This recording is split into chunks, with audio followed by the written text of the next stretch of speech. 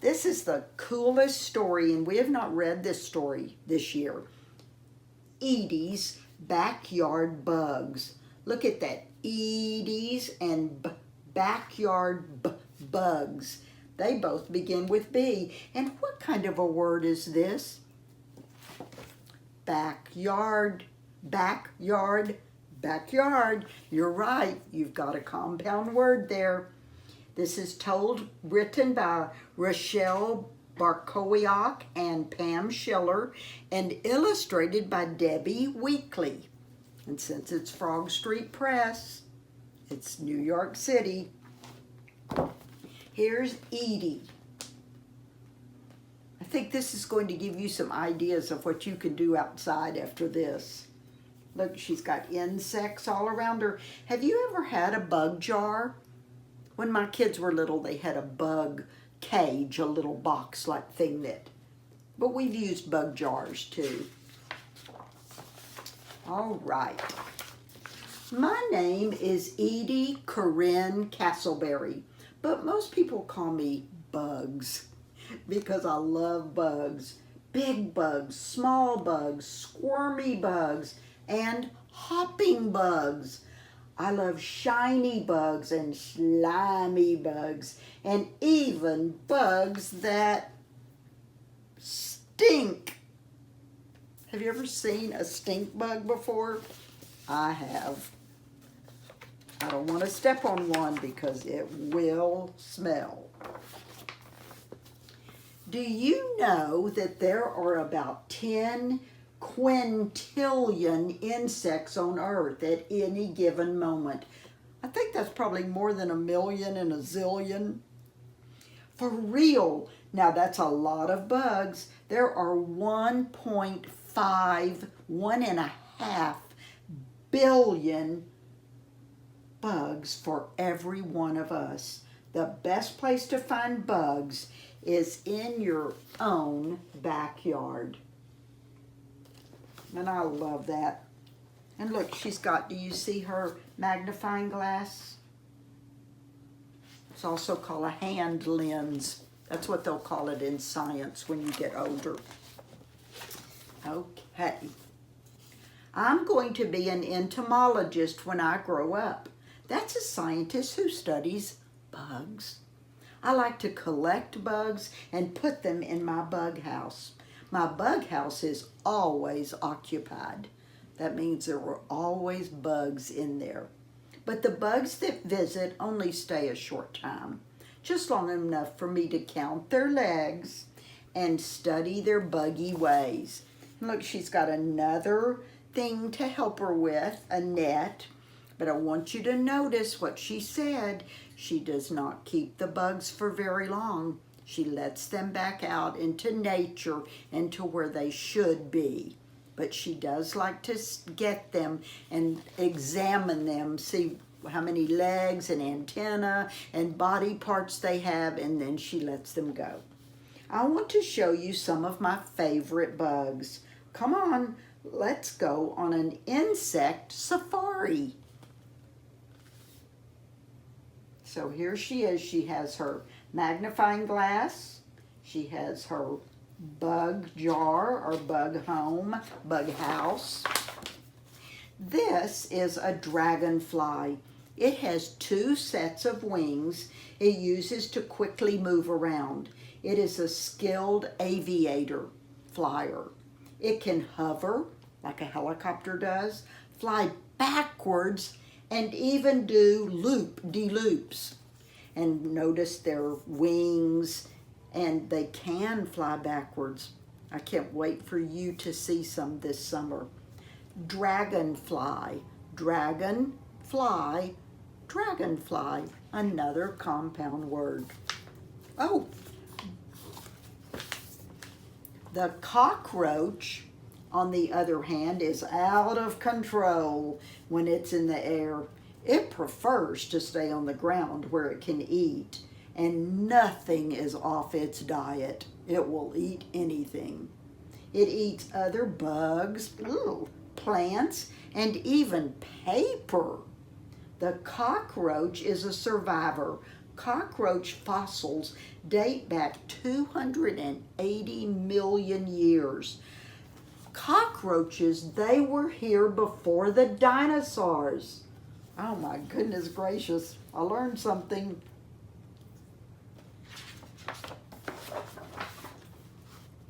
Hold your nose. This is a stinky bug. It's a ground beetle. It lives under rocks and logs. When frightened, it emits a stinky odor to scare away its predators. Kind of like a skunk does, right? The ladybug is also a beetle. This is a pink ladybug larva. Oh, right here. I have these in my backyard right now. And a pink ladybug adult. Ladybugs eat other bugs too. Farmers love ladybugs because they eat the bugs that eat their plants. And those bugs are called aphids. A-P-H-I-D-S, and you can't see them unless you use like a microscope or maybe hand lens, but I'm not sure. But I was going to go back over here and show you we remember dragonfly, cockroach. We've got a lot of compound words in here. Let's see, ladybug, ladybug, ladybug. Maybe that would be fun. Maybe you could draw some pictures of bugs that are compound words, their names are. This bug is not a farmer's friend. It is a squash bug. It feeds on pumpkins and squash, just like the ground beetle. When the squash bug gets frightened, it makes a yucky smell.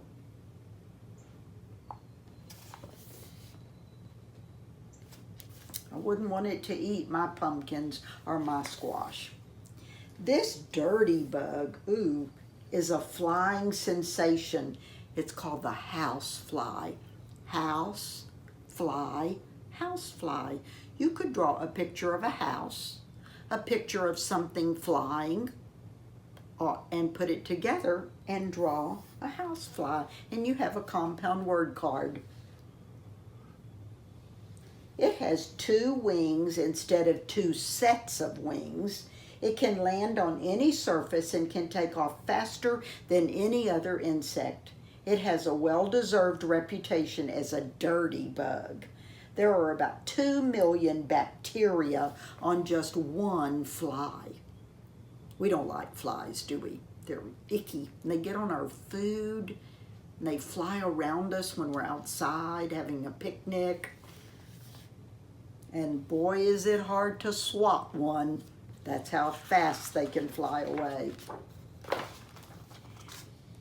Where there are flowers, there are honeybees. Honeybees. Flowers depend on honeybees for pollination. Honeybees collect nectar, sweet juice, from the flowering trees and plants to make honey. You can see the nectar this little bee has collected on its legs. It's collecting the nectar, the sweet juice on its legs. There are paper wasps.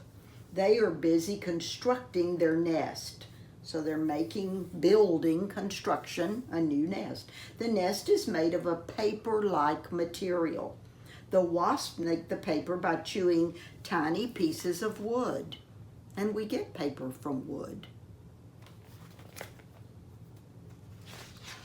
Edie's teaching us a lot, isn't she? Here is a painted lady butterfly during all 3 stages of its life cycle. The caterpillar is the larva stage. The caterpillar eats and eats to prepare for the pupa, or we also can call it, in the pupa stage, the caterpillar will make a cocoon called a chrysalis. The chrysalis is securely attached to a stem with a sticky secretion produced by the caterpillar. So it sticks to that by something that it oozes out.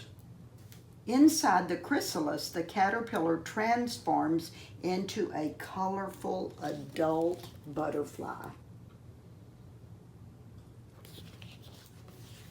The atlas moth caterpillar spins its cocoon out of broken strands of silk. It has the largest wing surface of all the moths. It's called the atlas moth because its wings look like maps. The long tips of its wings look like snake heads. So let's look over here. So this is the first stage, the caterpillar, the atlas moth caterpillar, and then the cocoon. If it's a moth, it is not called a chrysalis, it's called a cocoon. I learned that. And now look at this. I'll hold it up close for you. Look at the wings on this atlas moth. And an atlas is a book of maps. So that's the perfect name for it. I learn something new every day. Another insect flying around the yard is the mosquito. Ooh, we don't like those. This annoying little bug leaves itchy bites on our arms and legs. Mosquitoes are plentiful. That means there's lots of them. Thousands of them are born every day. That's why, remember, if you go out in your yard and you see something, a pot, a flower pot, or your swimming pool, whatever has collected water, and I don't mean your big swimming pool, but a small one, tell Daddy and Mommy, dump that out. It will cause mosquitoes. Thankfully, the wolf spider loves a good mosquito snack. Good for you, wolf spider. A wolf spider carries its egg sac on its stomach. Mommy wolf spiders like to take their egg sacs out for a stroll in the warm sunshine. So that white right there is a sack full of little eggs with baby spiders in them. The devil scorpion is a close relative of the spider. It burrows in the ground and hides under rocks or in soil to stay out of the light and heat of the day. It eats insects, but if food is scarce, it can survive an entire year on one bug meal. It is venomous. You know what that means? Poisonous, so it's best to stay clear of a scorpion. You don't want to step on one. Here's another compound word.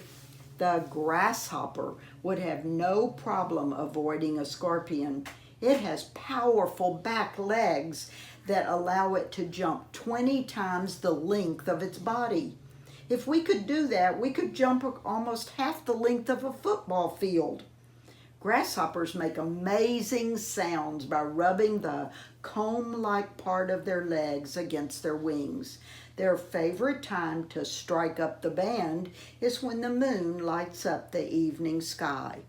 And we can also hear crickets do that, which is an animal that is close to the grasshopper.